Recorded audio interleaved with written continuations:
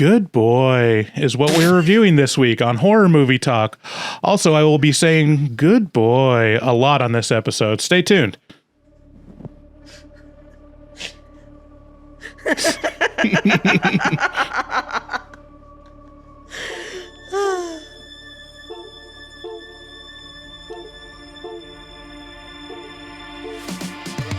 this a metal thing? Yes. Little taste. David, what is this? Pretty thick. Break. I have to kill a lot of people. Just tell me what you want me to fuck. I have big tits and a tiny vagina. Oil me up, Daddy. I can't believe that Bryce prefers big tits. Mistletoe alert. This is back country. This guy was a real jerk. How long can Hugo be pregnant? Chomp, chomp, chomp, chomp. Oh, I'm just such a dick, David. Okay, everybody, put on your corpse handling gloves. Ew. Hoodie Picasso. Horror. Hello and welcome to Horror Movie Talk. I'm Bryce Hanson, and with me is good boy Sydney. Stop! Max has been a bad boy, and he's not with us this week. Every week we review a single horror movie. New theatrical releases always get priority, but we also review older horror movies, both good and horrible. Please make sure you rate, review, and subscribe in all the places, especially Apple Podcasts and YouTube. That's where it gives us the most help. And, share with your friends. Also check out patreon.com/horrormovietalk. I don't know if we've ever mentioned that before, but it is the equivalent of the adult section at your video rental store. Lots of bonus content there that your pervy eyes just want to behold. If you want to add your pee to the community pool, go to horrormovietalk.com or call 682-253-4468. It's right there. Just call it. Leave us a voicemail, and you could hear your voice on a future episode of Horror Movie Talk. We got a great show today. We'll be reviewing Good Boy. We'll start out by giving a brief review and our score for the film. We score on a scale of 1 to 10. After we give our score, we'll get into spoilers and take a deeper dive into what we liked and hated about the film. Later on, we'll be answering voicemails in a segment we like to call Horror Movie Whores. Woo! It's been a while. What? It's been a while since It has been a while. did horse. We got 6 voicemails. Most One of them my are one from of my the same friends, number, as usual. One of my friends said she called in, so I'm excited to hear what Nice. she says. Yeah, Man, your voice is really low now. That T is, I know. Doing the work. It's so cool. especially after watching Lake Mungo. I was like, whoa, we've changed. I didn't even watch that episode because number one, I was like, I don't want to see myself, and number two, I was after all the comments, I was like, you know what? I'm not going to listen to it. I don't think it's worth it. That's why Max is a bad boy. Man, that one was edited a while ago, and, I'm assuming that we've ironed out a lot of the kinks, but I think what happened was Max somehow clicked on his track and shifted it back. Oof. Because he kept talking ahead of us, and so it sounded like he was talking over us, and then there was a lot of blank pauses where he should have been talking and we were listening to him. So a lot of comments about it being pretty bad. It was sorry, guys, pretty bad. So sorry about that. Blame Max. Tell Max what you think. It's not my fault. It's not Sydney's fault. I think we each have our own signature fingerprint on our editing style. Yeah. Mine is the only one that has the chyrons on it. Yeah. Which I should be doing. I know what? I should be doing it. And then Sydney's is usually pretty good. Audio is, iffy sometimes. I edit the audio now with your tutorial. I do that. I try my best. Max is all over the place. It's varying quality. Sometimes it's spot on. Sometimes it's great. And those are the times when he watches the tutorial, I think. Those are the times when he's falling. He said that, like, he tries to do it without, and then he makes, like, some big fuck up that's like, oh, I did something wrong 30 minutes ago, and I'd have to undo 30 minutes of progress to redo it. Our editing flow is, there's a step or two where it's like the point of no return, and if you fuck something up earlier, you're not going to be able to fix it without a lot of clicks. See, I've memorized like the tutorial on like editing the video and the color and like actually merging the videos and getting it to be one track and all that stuff. Like I could do all that without the tutorial, but the audio is where I'm still, because that's a lot more complicated. Like to master that, it's a lot more complicated. So it's like, if I don't watch that tutorial, I don't want to fuck anything up. Yeah. Well, that's the other thing is like, if you don't do the audio first, after you make all your cuts, right, you have to like do the audio on every single separate track, and it's a nightmare. So you don't want to do that. Audio is the first part. Never forget, this is first and foremost an audio podcast. You know, we're on YouTube, but most of our listeners in audio. So we love you, audio listeners. Even if the audio is fucked up, it's still going to be fucked up on YouTube. It's just not going to match up to our mouth. So just as a treat to our audio only listeners. Yeah, cleaned up today's plane. This dirty, disgusting water. Oh no, gotta find a better one. All right, never mind. Whatever. Okay, so let's talk about this movie. Good Boy is in theaters right now. When his owner Todd moves into a rural home inherited from his grandfather, a Nova Scotia duck-tolling retriever named Indy starts noticing strange shapes in the shadows. Told completely through Indy's point of view, we see as supernatural forces increasingly grow more menacing and seem to affect Todd. Indy proceeds to stare blankly and do very little to warn Todd, but who can criticize that face? Look at that face. He's so cute. Good Boy's charm relies solely on its premise of being a supernatural horror movie told completely from a dog's POV, which is great. I mean, it's one of the number one questions that everyone asks about a horror movie is, does the dog die? And so, putting it from the dog's point of view really raises the stakes. It's the type of premise that entices you and makes you wonder how they're going to pull it off. In this case, they barely make a case for a feature-length film. The highest praise I can give this film is that it is a spiritual successor to Paranormal Activity. There's a lot of lingering shots that exploit the I Spy / Where's Waldo genre of that franchise. Another good aspect is the score, which is perfectly sparse and effective for the mood of the film. While it is engaging to look at a cute dog for a while, the lack of compelling plot developments make it feel like a short film stretched to its breaking point. The film is filled with similar scenes of Indy seeing figures in the darkness creeping towards him, interspersed with some genuinely good jump scares. All the while, Todd is getting sicker and more of an asshole to Indy throughout. The implied explanations for the haunting and Todd's decline are many and non-committal. It could be a cursed house, or environmental factors, or maybe that giant entryway into hell in the basement, or it could just be cancer and the specter of death. Unfortunately, the film never really lands on one and leaves them all open to interpretation. However, the regular expectations for Hollywood polish should be tempered with the fact that this film was never really meant to be for a theatrical wide release. In reality, this is an extremely high-quality, low-budget, independent film that performed so well at festivals that it earned a wide release.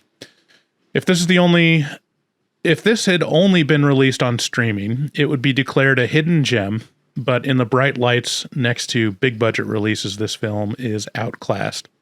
All that being said, I do love the underlying narrative technique and enjoy watching Indy's exploits. The hour and 15-minute runtime does feel long, But somehow I'm still left wanting more and hope someone picks up this gimmick and makes a truly great dog POV horror movie. I give it a score of 6 out of 10. What say you, Sydney? So I agree with a lot of what you said. I think I agree with like it can't stand next to big budget releases like that. I think that is the main problem, is that this is an indie hidden gem kind of movie. Like you're right. If I had discovered this on streaming 5 years from now and watched it, I would have been like, wow, what a moving and poignant film. I really enjoyed that.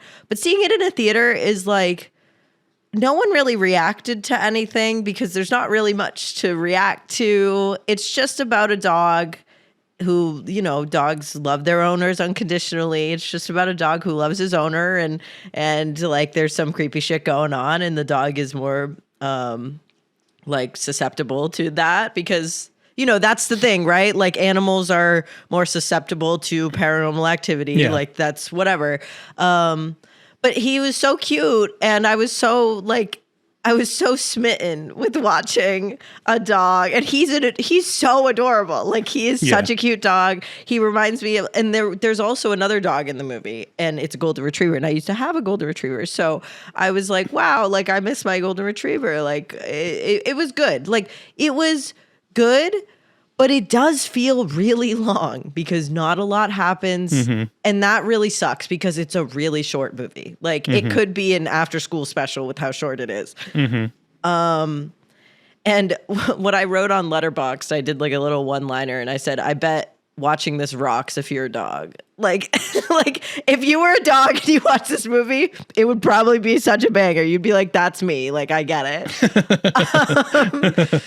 But yeah, it just unfortunately falls a little flat. It's not like there's not a ton of story. There's not a ton of stuff going on. It's just basically the same thing going on. But I did it's hard because I did like it, but there's not a lot of substance. Like it's a really well-made movie. It's very nice looking and it's fun kind of, but like, I don't know. I'm going to give this like right middle of the road 5 out of 10. Like I didn't love it, but I really wish that I did. So yeah, that's just kind of, Yeah, I didn't really mention about the cinematography or the lighting, but it is a beautiful movie. There's a lot of like really nice shots and a lot of really nice lighting that's very evocative. Yeah. And you didn't stay till after the credits, but after the credits, in my showing at least, there was a little vignette by the director talking about the making of and thanking the people for coming to the theater. But and the behind the scenes stuff, it was crazy. Like it just made me think like I truly don't know enough about filmmaking because the setups of the shot that they were showing, it was like super brightly lit and like just looked like a plain, home movie setup. And then it would show the comparing shots and it's super dark and moody and like highlighted lighting effects and stuff. So I don't know how they pulled it off, but in the spoilers, I'll talk a little bit more about what they said in that vignette. But okay. Yeah, I think wish I stayed. Yeah. I think they probably did have that after. And I guess I should have recognized that not a lot of people were getting up out of their seats when the credits started rolling. Because I went to an early release showing. Oh, okay. So they probably did have that after. Early release meaning 2 days before. But that was the only... Like, we talked about this week. The behind the scenes of the podcast is we were trying to decide what movie to do. Because there were two new movies coming out. Yeah, and we missed Strangers Part 2 last week. So don't care. Don't give a fuck. I know. I didn't think there would be much mourning for that. Don't care. But I live in a place, I live in Boston. There's a ton of theaters. It's a very big movie city. And there was one showing of this fucking movie and it was early release and no other showings. So I had to go to the early release, which is fine, but it was so weird. It was so weird strange. on mine. If I went into Fandango, where do you look for movie times? AMC. Okay. Is that, yeah, okay. Well, I go on Fandango because it lists all the different theaters, even though I usually go to Regal, but they would have a separate listing for the early release and then another listing for just the regular release. So if I looked at early release of Good Boy, it would have one showing and then nothing else. And then if I looked at the regular showing, it would have the next day showings in a bunch of theaters. But yeah, it was a weird release. Still pretty wide, but the times were weird. And I think it was because of the runtime of the film. They were trying to like wedge it in. No, it's also movies. because of Taylor Swift. She's taking up all the slots. I'm not even joking. Her stupid new album. Sorry, Swifties. Her stupid new album. Literally, there's release showings every half hour at like major theaters. So it's taking up screens. Weird.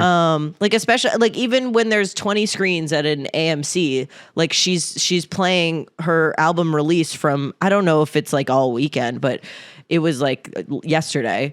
It was from like 10:30 a.m. to like 10:30 p.m. every half hour. And so like that's a lot of screens. Like holy shit. So that's why I think that, and like the other one that came out this week was Bone Lake, and I didn't get at it. There were like 2 showings for that in like not AMC theaters, because I think AMC is just Taylor Swift's paying for a lot of promo for his shitty music. Yeah, we'll probably cover Bone Lake next week, I assume. If it's still out, we'll see. It looks like it might not be. Yeah, but I mean, there's plenty of movies coming out in October. There's so many horror movies coming out. Like, we're in for a treat, and like towards closer to Halloween. The one I was most looking forward to is Guillermo del Toro's Frankenstein. That comes out in November. It's like, why? What the fuck, Netflix? Like, but it is getting a theatrical release. Oh, is it? Maybe it comes out earlier then. So we didn't know. It was obviously it's a Netflix production or whatever, but it was originally just going to be on Netflix, but I think enough people complain that they're getting like a very small theatrical release, which I would like to see that in theaters. I really would. Yeah. Okay, let's move on to the mid-roll. If you're listening to commercials, you know, you don't have to.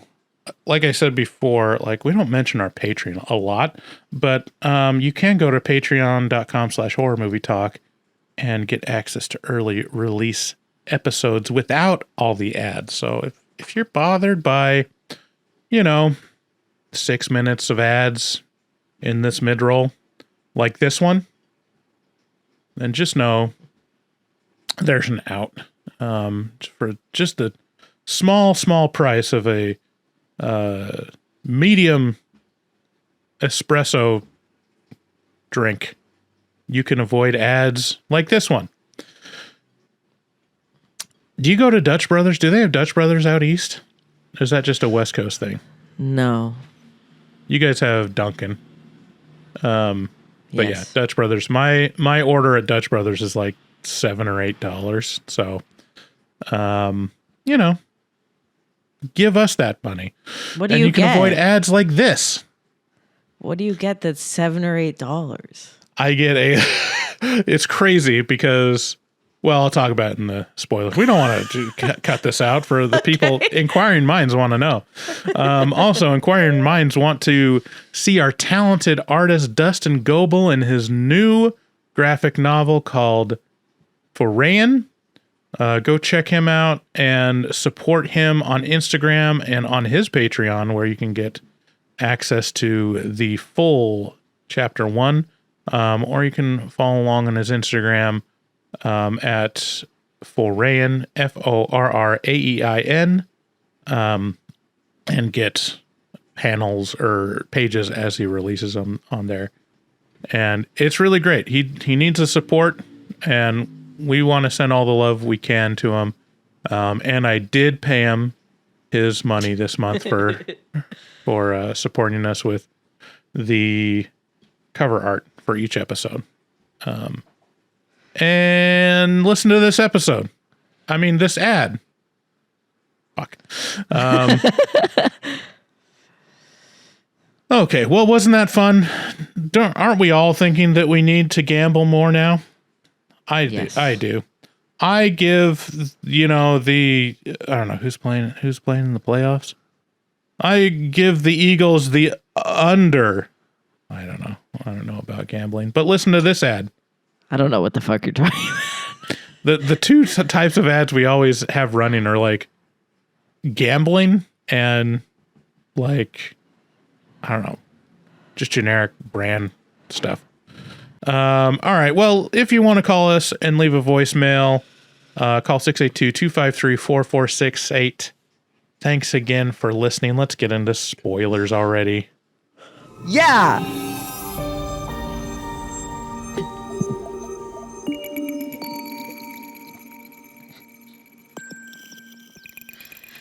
Bing bong.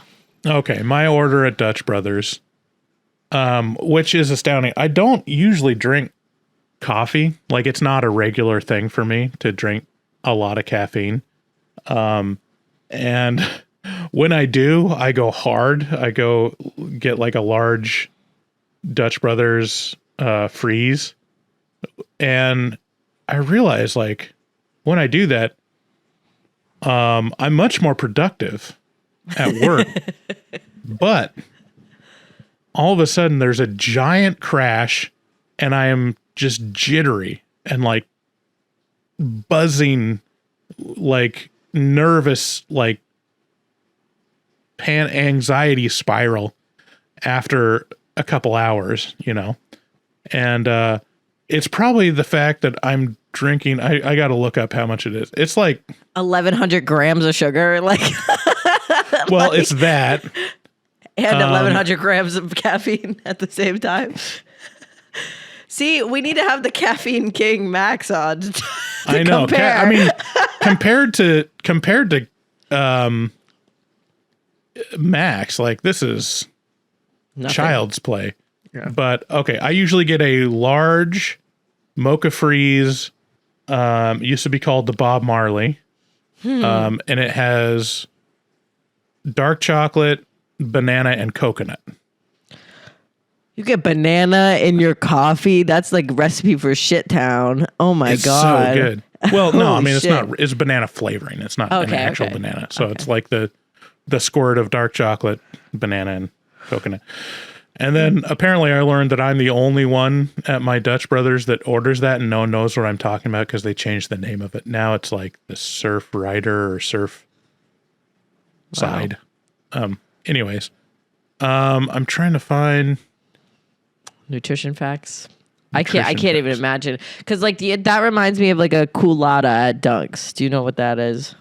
I've seen like the TikToks of what like the Dunkin' automatic coffee maker stuff is. It's like, holy shit! It's literally just like half a cup of granulated sugar. Well, those are people's specific orders. People are ordering that much sugar. Like, that's not a culotta. That's just like people getting 17 sugars in their coffee. Yeah. Just crazy. I don't do that. Oh, it doesn't have the... See, my order at Dunkin' Donuts, which I never go to Dunkin' Donuts, but my order, I went yesterday actually, is a medium iced coffee with caramel flavoring and almond milk. I don't get sugar because there's already caramel. That's it. It's delicious. I've been getting it for years and years and years. But I make coffee at home every morning, so I don't do that. I just make a regular coffee at home. Let's see. So a freeze, double torture. Double torture. It would be, well, that would be like the super freeze, but Jesus I think a regular freeze is 187 milligrams of caffeine. That's a large. That's like two cups of coffee.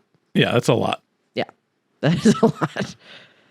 Well, that's why you're having this crash. You never drink coffee, and then you have this like double coffee, basically. You're going to be fucking anxious all day. I think it's actually like 3 espresso shots, if I think so. So, but I sip it for a while. It's not, I don't like chug it. Still, it's a lot. It is a lot. Usually my go-to is large Diet Coke from McDonald's. That gets me through enough, you know. And that's goated with the sauce. It's goated with the sauce. 6-7. I don't know. I don't know what 6-7 means. You don't even know? Oh man. What did you call us last night? Fogies? Yeah, you're old fogies. What the fuck does that mean? It's what the kids are saying now. That's what they call the old people. I'm like, I'm a not new chuggy anymore. What's Not happening? chuggy, it's fogies. Fuck. I'm out of touch. Anyways, let's talk about this movie. So, like I said, I thought one of the really good parts, especially as like a independent movie, the stuff that they spent their money on was highly effective. Like they have a great score.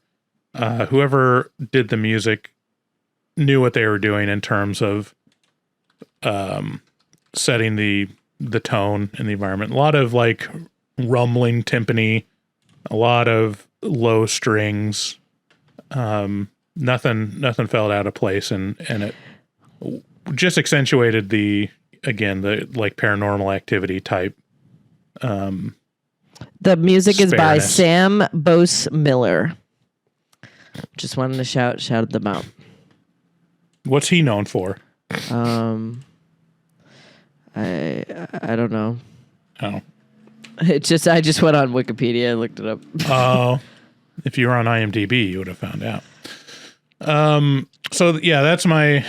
He didn't really do anything that you would know. Actually, there's a podcast series that he does, and then Good Boy, Okay. and then a mini series called Coup from 2020. Okay. So a lot of I'm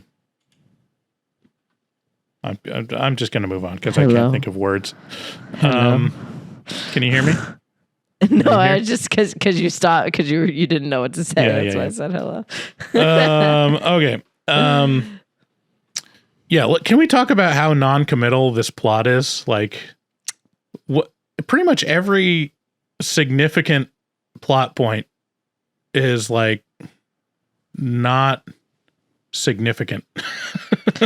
Yeah, it's like, so the beginning is really creepy. I think it sets up like a really good thing because it's like, honestly, like from the point of view of your pet, like what happens when you're sick and you can't move. It's really scary. Like your pet is just watching you. Like he's like, his owner's like bleeding out of his mouth or his nose or something. And he's like slumped over and the dog is just like trying to get him up. And it's really scary. And that's when you learn like he has recurring cancer. That's the, they don't say that out loud, but like, yeah, I mean, I feel like that's the only thing that really matters in the movie is that he has a recurring sickness that's going to kill him. Like that's the only plot point that comes back, obviously. Right. So yeah, it has a prologue kind of scene and it's him in, I assume, an apartment or something. And this is when the dog first sees like a shadowy figure in the corner. And it seems to be affecting Todd. And he starts, throwing up blood or whatever. And then it opens in the hospital and, he's obviously sick somehow. And then it goes to Todd going to this inherited house in the sticks that was owned by his grandpa. And so the first question is like, oh yeah, and then as they're entering the property, Indy sees another shadowy figure behind the car. So the first question is like, okay, the shadowy figure, is it not related to the house at all? Is it just already following Todd? Is it just there with Todd? I don't know. Is it just death? Is it just like a symbol? Right. And then he gets to the house and there's a lot of dialogue about like, oh, there's yeah. There's a shadowy figure. He's right behind me. Yeah, there's a shadowy figure. There's like all this talk of, oh, I can't believe you're going to that house. That's where Grandpa died. And it's implied that Grandpa went insane and every family member that lived there for the past 6 generations died young. There's that. And then there's also like his sister says something like, oh, like anyone who's lived there hasn't lived there for more than a few years. So it's implied that other people have lived there? Or is it just the family? Because I thought it was like people had lived there after the grandpa and then moved out, but all of his shit's still there. So obviously not. No, I thought it said that it was in their family for like 6 generations. Okay, maybe I misheard that. Or something. But it does make a point of showing on a video cassette that the grandpa is leaving the house to Todd, to his grandson. And to his granddaughter, he left all the taxidermied stuff because she was a vegetarian, and fuck that. No, his daughter. Oh, his daughter? Okay. Yeah, so it's someone's mom. It's one of their moms. Oh, okay. Both their siblings. Yeah. So... but whatever. That's just like a funny line. Like, that's not like a important thing, I guess. And then it has a bunch of flashbacks that show the grandpa with his dog, which is the golden retriever. And it's implied that, something in the house is attacking the golden retriever and the grandpa. And there's something in the basement. And we're basically shown, by the end of the movie, we're shown there's like a portal to hell. There's just a portal in the basement into darkness. I wanted to know what was happening with the portal. Right. It's usually nice to know generally what happened or what's happening in a movie by the end of the movie. Yeah, that would be. And like, why is is the shadow figure the same guy as the muddy tar man? Yeah. Yeah. Yes. Is that a yes? I think. Maybe. And I mean, I think in the end, I think what we're supposed to understand is that it was death all along, that it was just like a personification of death coming after Todd. And Todd, when he finally dies, like, sees his body, and then but then he gets dragged to hell through the portal to hell, so it's like, also he becomes the mud person. So the mud people, I mean, the mud person walks up, like crawls up to him, touches him, and then covers him in mud. And then Todd says, "Good boy, you got to stay." The dog got covered in mud at one point when he got locked in the basement. Yeah, I don't know. But the dog's alive. Yeah, all these questions and more are unanswered in the movie Good Boy. So okay. Well, I think according to there is an old lady in my screening that was 2 seats away from me that really, really set the tone for the viewing for me. And at the end, she turned to me and said, I think that was death. I think the shadowy figure was probably death. And I was like, uh-huh. This lady was great. She sat down, and like the first scene where it's like shows anything remotely off or creepy, she goes, "Oh geez." She said, "Oh geez," several times throughout the viewing, and I couldn't be mad. She was just a nice old lady that wanted to see a horror movie with a doggy in it. Oh, did I freeze? No, you're good. Am I here? Yeah, I don't know whatever. But I think it's always nice to have a nice old lady in your screening. I always enjoy when a nice old lady talks to me at the movies, because they're going to the movies for the love of the game. They've been going to the movies for the love of the game their whole lives. Like they didn't have TVs in their house when they were little. So this is what they did. They went to the movies. So they're like the OG film bros. And that's why you need to listen to them. And you need to talk to them at movies. I love them. I love old people at movies. They're not nuisances like these children are. They're not assholes like millennials are sometimes, where they just go on their phone. Why are you on your phone? You should know your etiquette at this point. And old people at movies are always the best. I did not have a lot of old people in my.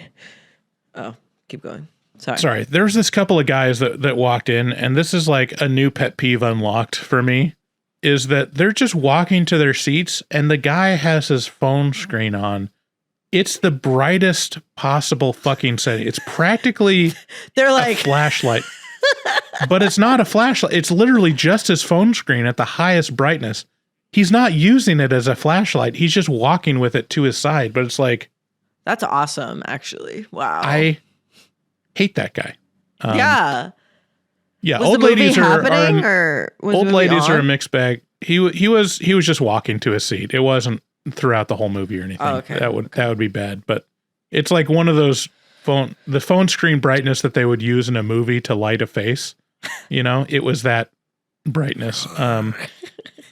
But yeah, the old lady was nice. Like sometimes it's a mixed bag with old ladies. Sometimes they're like a little too. They're the ones that like turn to their husband and are like, "Is that supposed to be? Who's he?" You know, and at full volume, not even whispering. That's just a woman thing.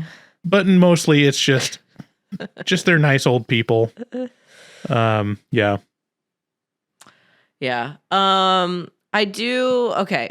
What do I want to talk about with this movie? I mean, again, like it is a really nice, like it's really nice to watch a dog like just do stuff and you get like scared when the dog gets scared and stuff and whatever. But I can't help but think that the plot is like intentionally not clear because a dog would not understand what's going on. Mm-hmm. Like maybe that could be an explanation of why things don't make a ton of sense, but at the same time, that's lazy, in my opinion, if that's what they were trying to do. But also, something I really, really enjoyed about this movie was that you didn't see the owner's face the entire movie until he died. And I thought that was a really good point because, you know, obviously, like your pets see your face, but at the most part, your pets are way shorter than you are. So they're walking around at your feet. They're not like looking up at your face all the time. Yeah, this is a choice that I thought was kind of interesting. It was a production choice. Like they Charlie Browned it. Like it was all, you know, lower, you know, 2/3 for all the people involved in it. And it was obviously like for the production, they wanted to minimize the amount of scenes that they had Todd interacting with Indy in it. But in terms of like, when I hear a dog POV movie, in reality, that dog is going to be staring into the eyes of the owner quite a bit. Like it's going to be looking directly into their face. Like, I don't know how long it has been since you've had a dog, but they make a point of just walking up to you and just like looking at you with like super expressive eyes to see like what's going on with you. Like, do you still love me? I love you. Do you love me? And so, I mean, my cat does that. She'll like sit on the end of the couch. So she's like more level with me and she'll just be like, are we having fun today? like, what are we doing? Yeah. So for the decision to like not show faces or not have the dog looking directly at his face is like, I get it from a production and like stylistic choice.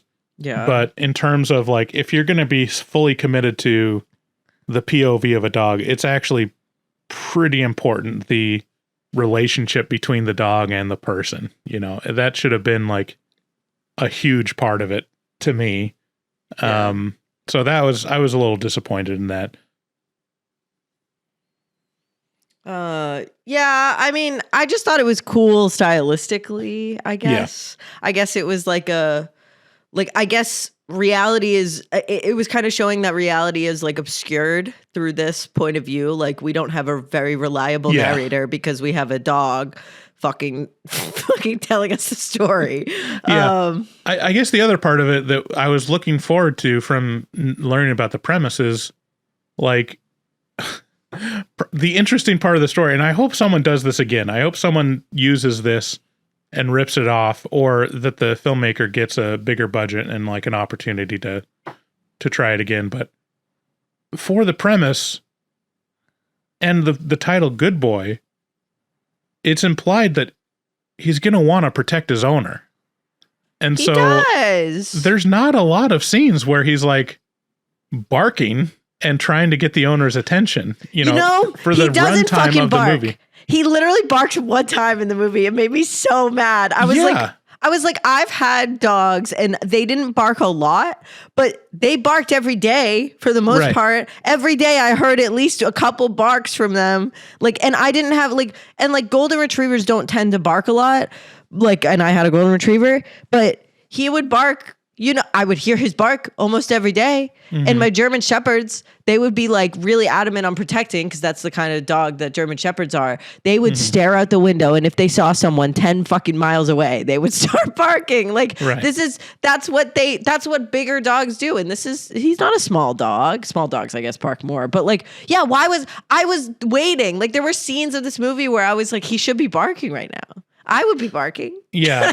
And as far as like another missed opportunity is just the level of emoting from the dog. See, this is why it's like, it's the premise makes it almost impossible. It's like, how do you get a performance out of a dog? Like if there's like the old adage in Hollywood that like just never film with dogs and never film with kids. It's just a nightmare to work with kids and animals in a movie.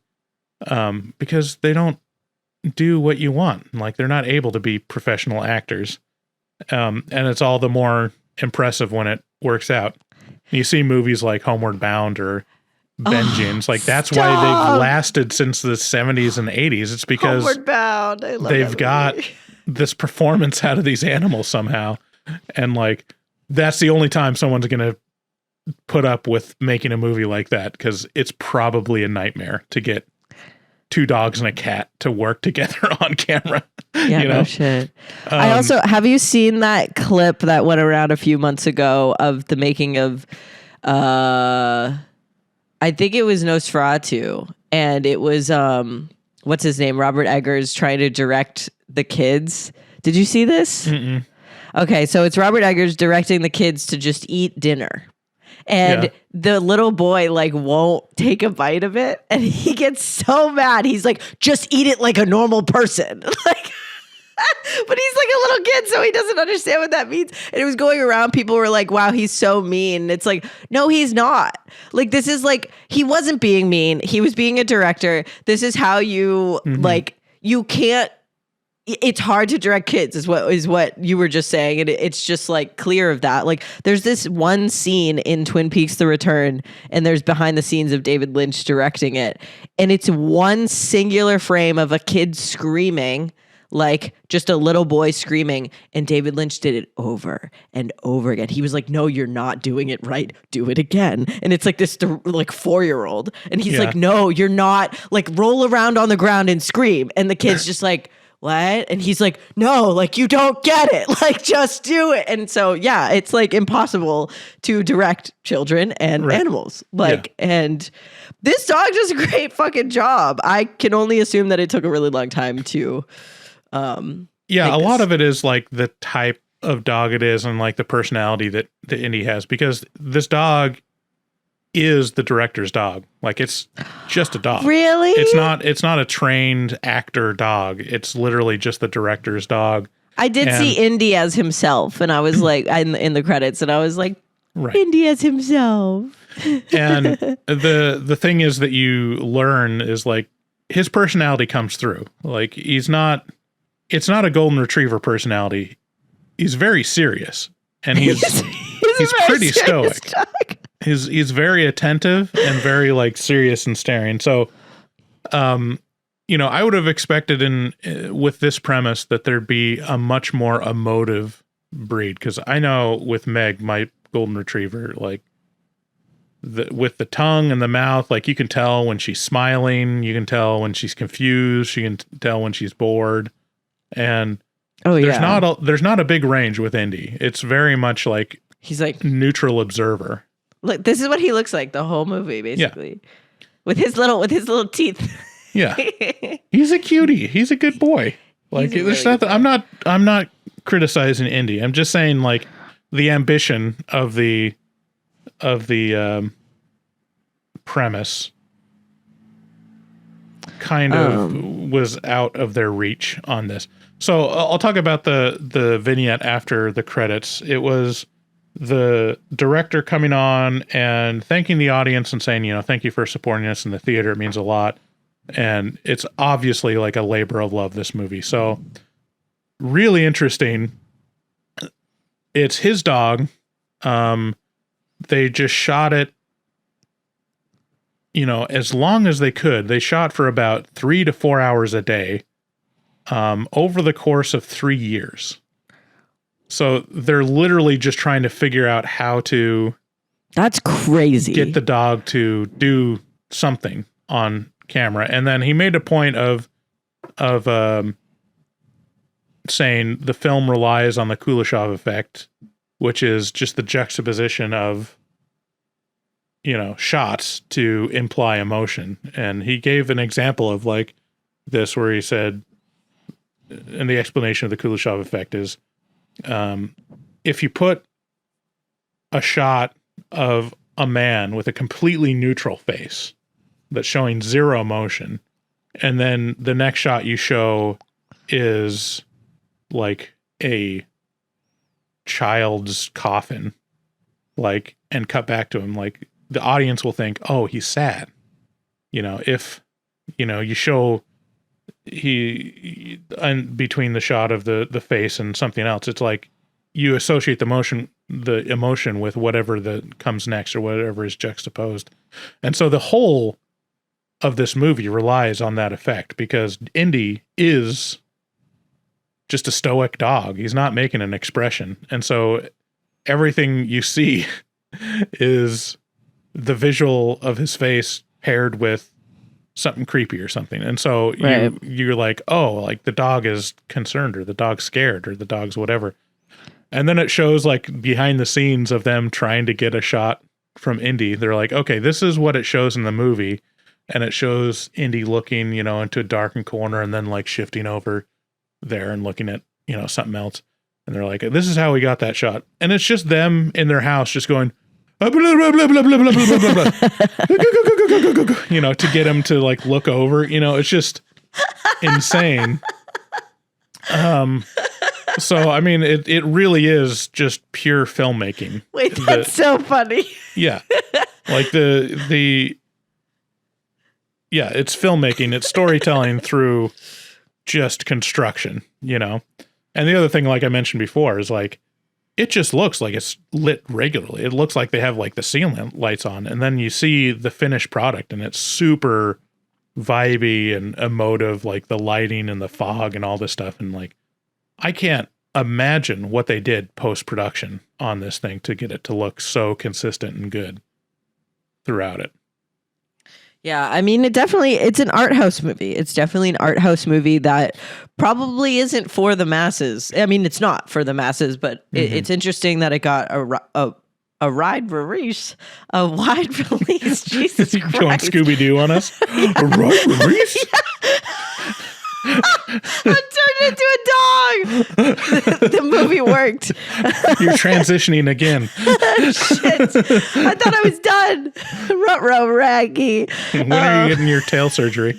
Your bottom surgery?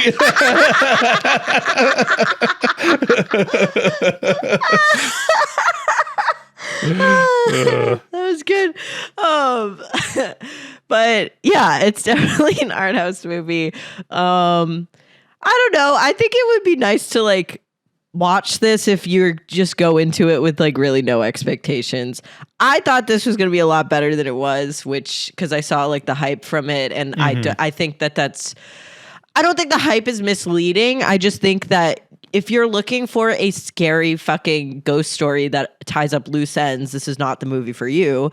If you're looking for a moody, like kind of sad movie about a dog, then like watch this. Like this reminded me of a ghost story, but I like a ghost story a lot more because it's very human. Like it's very like, oh, like we want to know what happens after we die. So like, let's make a movie out of it. Like that's obviously a whole different story. This is just like, I just thought in the end, I was like, okay, so like maybe there wasn't a ghost and it was just the cancer the whole time. And there's inexplicably a portal to hell in the basement for no reason, like whatever. I also got really upset whenever the guy was like mean to the dog. And Yeah. I was like, ugh. Well, like, he wasn't like mean to him, but he was just like, oh, fuck off right now, which Yeah. we all do to our pets. Sometimes they bother us. Like, sometimes my cat licks my armpit and it's really gross and weird. And I don't like when she does that. So I have to push her off of me. But then I felt really bad. Like, when I was leaving the theater, I was like, number one, I want to get a dog. Number two, I'm going to go home and like lay on the floor with my cat and give her 10,000 kisses. Like, I was like, I will never put you through this. Like, Yeah. I promise. Yeah, I mean the explanation for Todd being kind of an asshole to Indy is he is dying of cancer. So, Yeah, he you know, is, he's yes. not having a good time, No. and he doesn't want a dog being super needy. But yeah.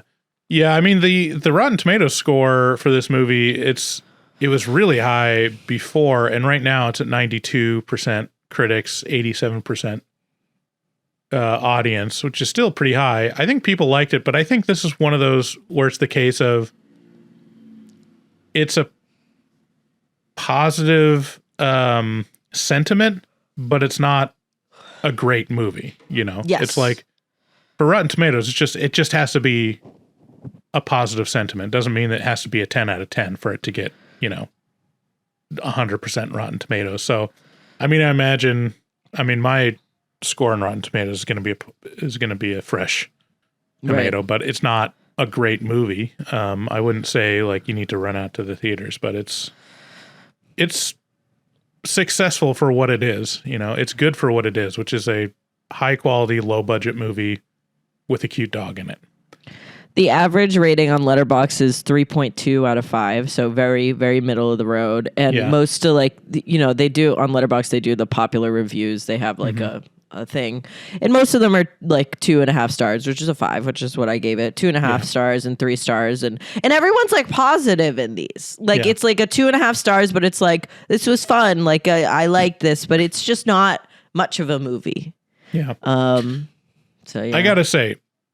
And I think I don't want to, dogpile on this movie too much, but it did do some things great. It looked great. Even though it was repetitive, the direction was good. You know, it was successful for each of the bits. And they had some genuinely great jump scares. There was 2 jump scares that I genuinely jumped to. One was in the flashback with the golden retriever, and the shot is the reflection from the dog's eye as it was looking into the void of the portal downstairs. And then there's there's the reach out. There's like a hand that reaches out into the reflection that was like, Jesus Christ. I did not jump at that, but a lot of people in my theater did. Yeah.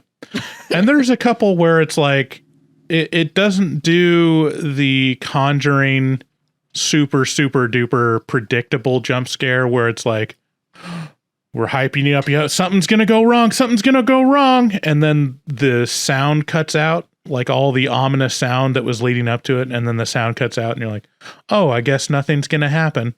And then it jumps. Like, that's the formula. It doesn't do that as much. It's not the most generic jump scares. But it does get a jump scare because, like, the antagonist is particularly creepy looking. It's just dark and gross. So I'll give it points for that. I thought it was pretty effective. It just was repetitive.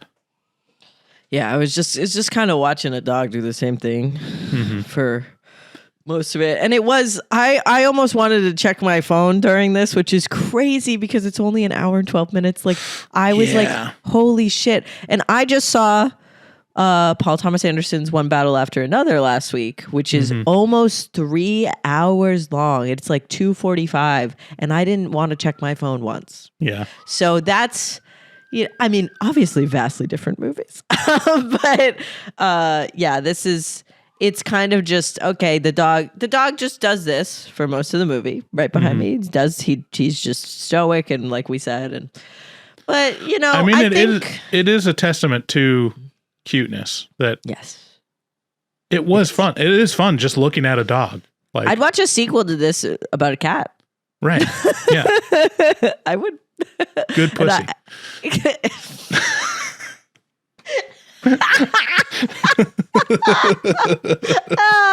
I would watch that. Right. I'd watch that.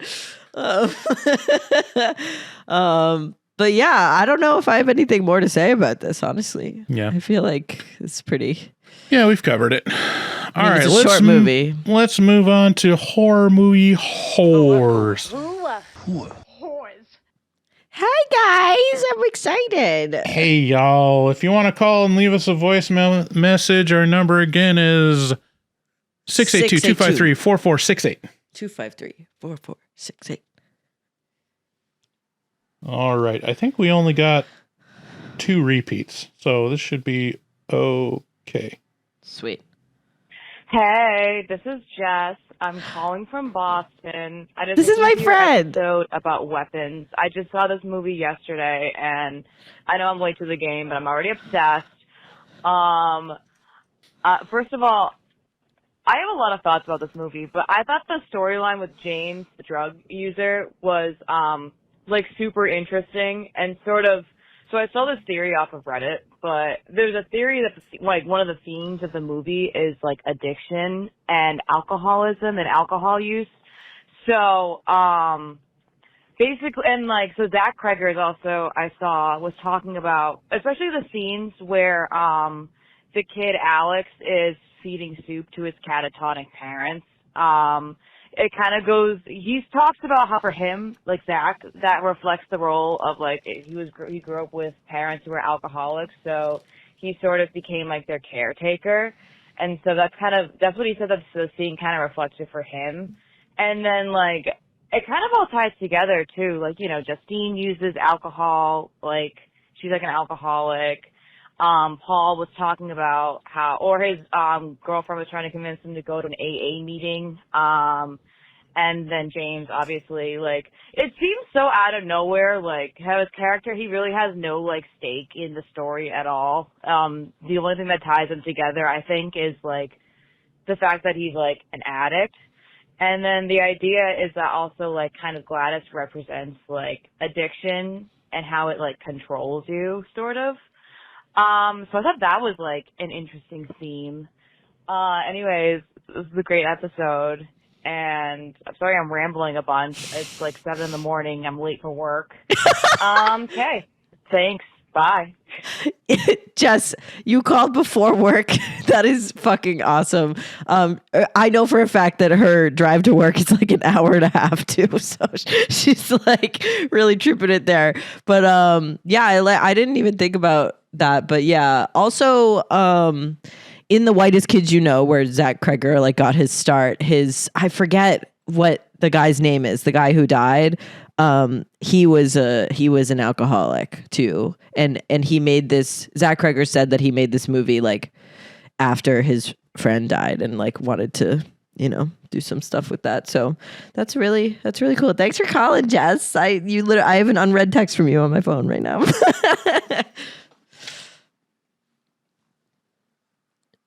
You're muted. I can't remember the name of the guy that died either. Yeah, why can't I remember it right now? It is Trevor Moore. Yeah. Yeah, he's the one that goes, I can't say that I want to kill the president, but if I did, that. Yeah, there was a video put out by the other guys in Whitest Kids that was basically saying Trevor, it's unfortunate that he died, but he went out doing what he loved, which was trying to suck his own dick, and it's really tragic, that's how he went. But yeah, I love any kind of comedy troupe where they commit to being funny in the wake of tragedy. I think the funeral of, I can't remember which Monty Python member died first, but there's clips of it online where they're just giving him shit in the funeral. But yeah, I think Weapons was definitely a very close story to Zach Cregger and what he was trying to do Definitely. Which is crazy with how kooky it is. Sometimes you It'd be great do if it. like Barbarian was like, yeah, it's really about my relationship with my mom. Just a really close, intimate story about maternity, and it's interpreted that way. It might be. You never know. That's funny. Yo, what up, Horror Movie Talk? This is Tristan from Kansas City. What's up, y'all? Hey, just wanted to call and tell y'all I love the show. Y'all are doing great. So happy for you. Been listening for a few years now. Don't know if I'll make the podcast, but love you guys. Oh, and congrats on the surgery, Sydney. Bryce, keep killing it. And all my love to the twink. All right. Bye. Max right. just gets, that's awesome. Thanks, Tristan. Appreciate that was a nice it. call. Thanks, man. We need that sometimes. Yeah. Thank you. I appreciate It's a it. good reminder that people love us because all the comments are usually complaining. Yeah. But the voicemails are usually positive. So Yeah. thank you. You can call in if you don't like us in the voicemail. It is more interesting to get people calling us out and saying, Yeah. Instead of hiding behind a keyboard.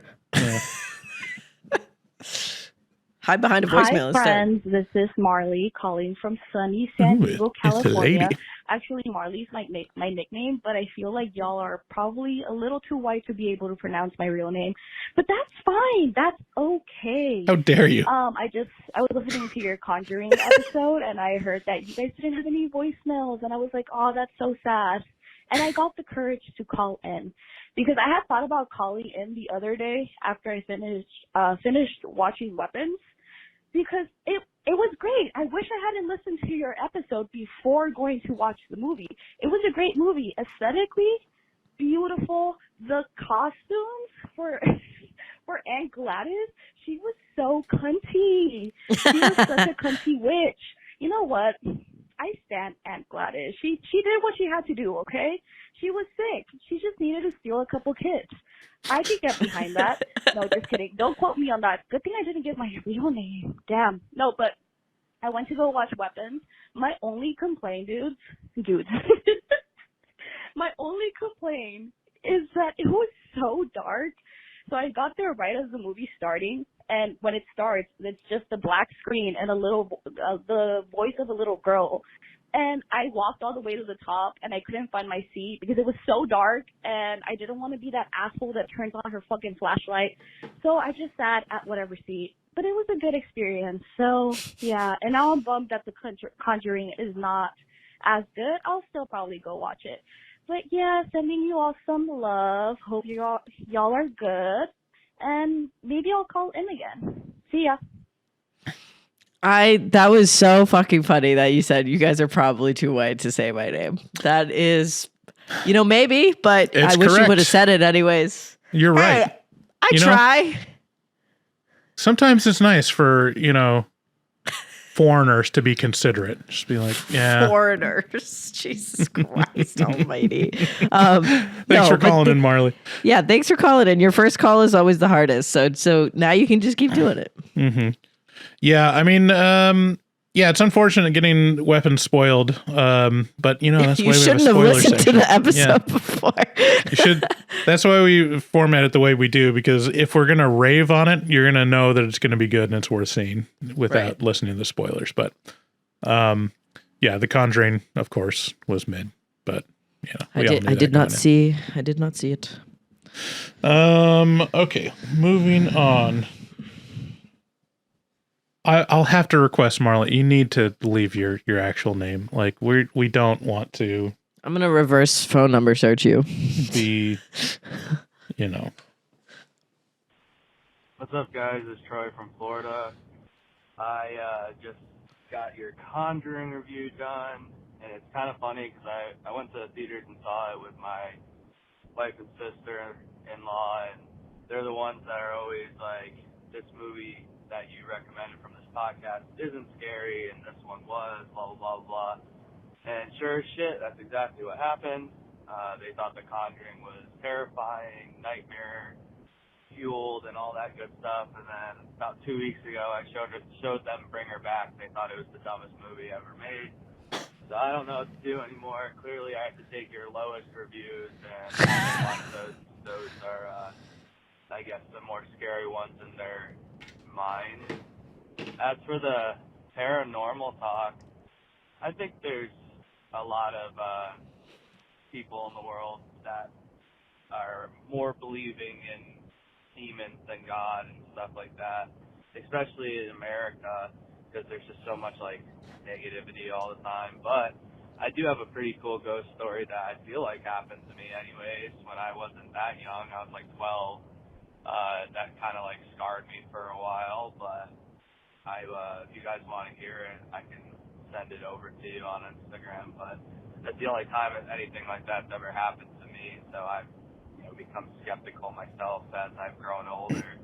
But if anything, there could be stuff out there. Who knows? Either way, hope you all have a good one. Keep up the hard work. Talk to you soon.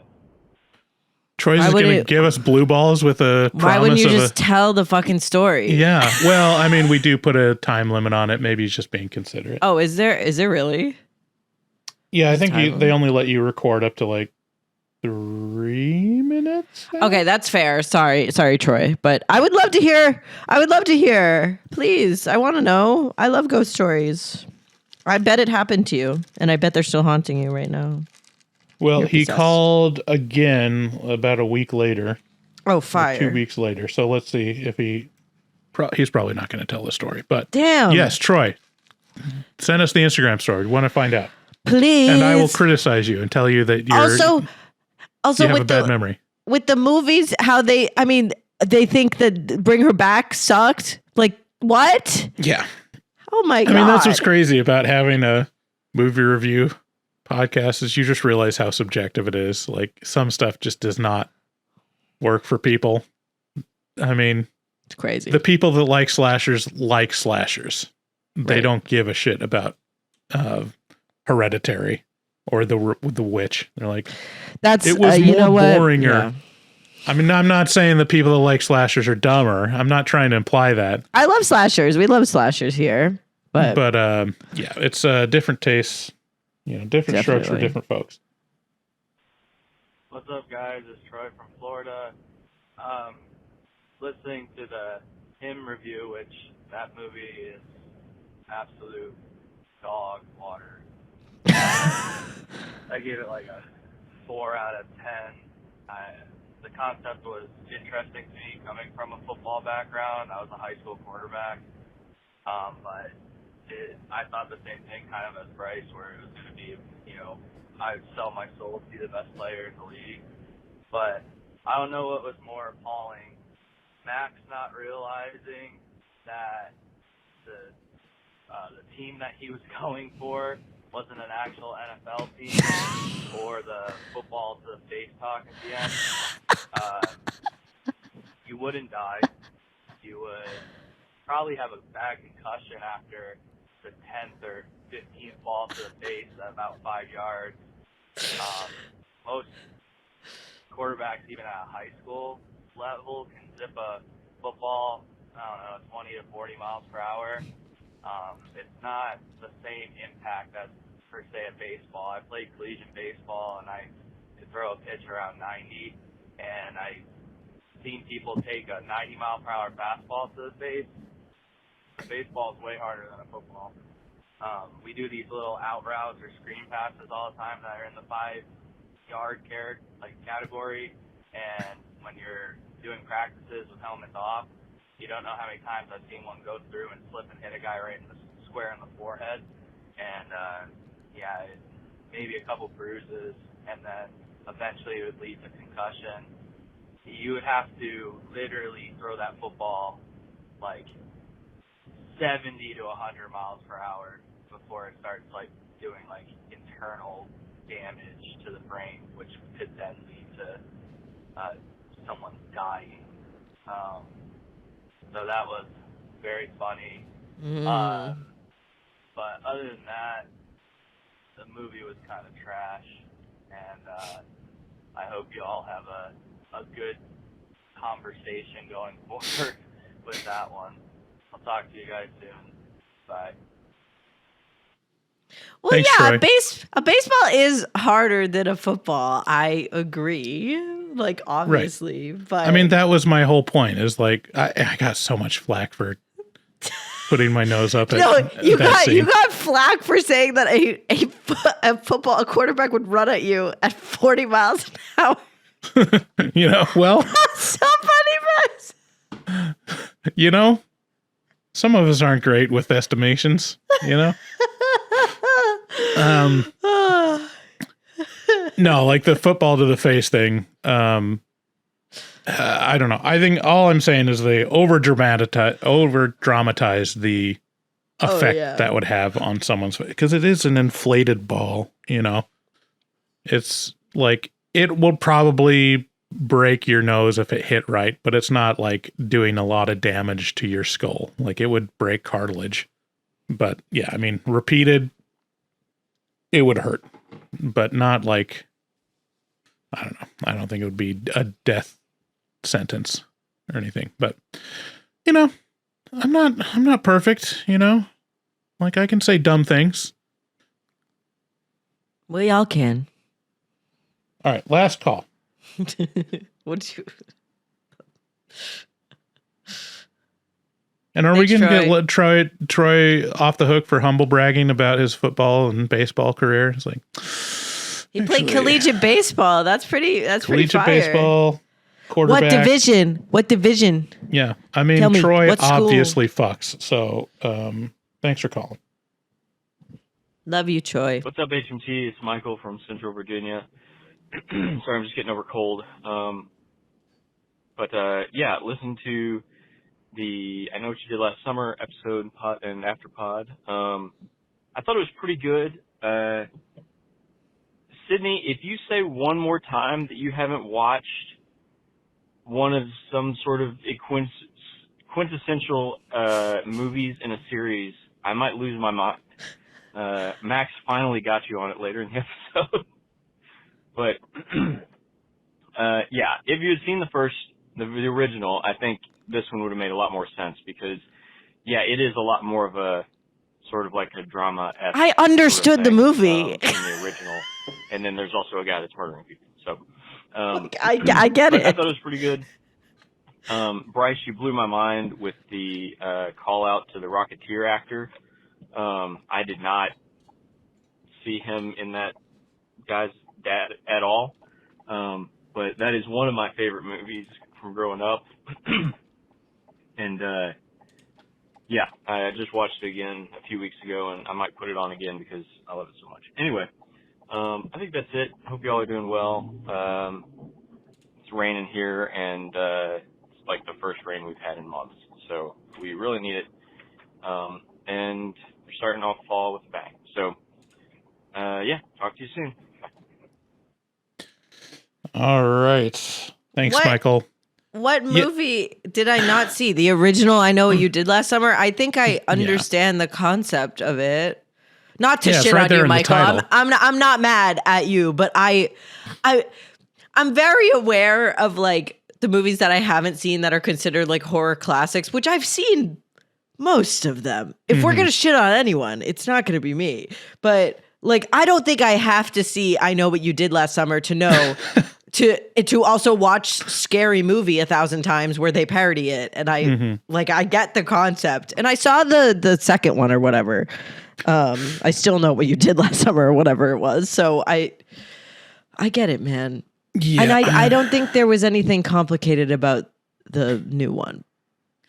Yeah. I mean, it's a common criticism. Anytime you don't know something that a listener does, they're like, how do they not know this? I know this. Which I also, before I was on this podcast and I would listen to you and David, like I would get mad sometimes and be like, why aren't they got this wrong? And I'm right, but I wouldn't, I don't know. It happens. I get it. Yeah, I'm not mad at you. I'm not. Yeah. It's hard to see every single entry in every single franchise and every single top horror movie. I think now, 7 years into this, I've seen probably 90% of the classics that you're supposed to. Yeah. But if you're talking about like Nightmare on Elm Street 5. It's like, who? Okay. Who gaff? Who gaff? Yeah, so, you know. We get it. We get it. Just because you've seen something doesn't mean that everyone's seen it. It's not the most important. Like, come at me if I haven't seen The Exorcist. Come at me if I haven't seen The Shining. The Shining or something. But, which early in the podcast, there's probably a lot more of those movies that I haven't seen. But whatever. All right. Thank you. That's it for the voicemails. Thank you for calling in. Also want to thank all our recent Patreon additions: Max K, Rachel R, Charlie S, Chad M, and Daniel S. If you want to support the show, there's a couple ways you can do that really effectively. Number one is Patreon. I mean, even if you come in and give us $2 a month, that helps. And another way is to share the show with your friends. Maybe not the ones that Max edits, but share the good ones, and share it with cool people, and leave a review on Apple Podcasts, or give us that like, ring that bell on YouTube, all the things. Thanks so much for joining us. Until next time, this is Horror Movie Talk. I'm Bryce. That's Sydney. Bye-bye. Good day, sir.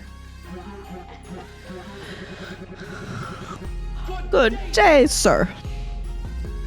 You lose.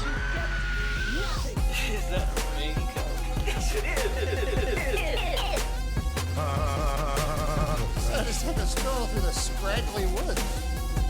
He had no face! Horror!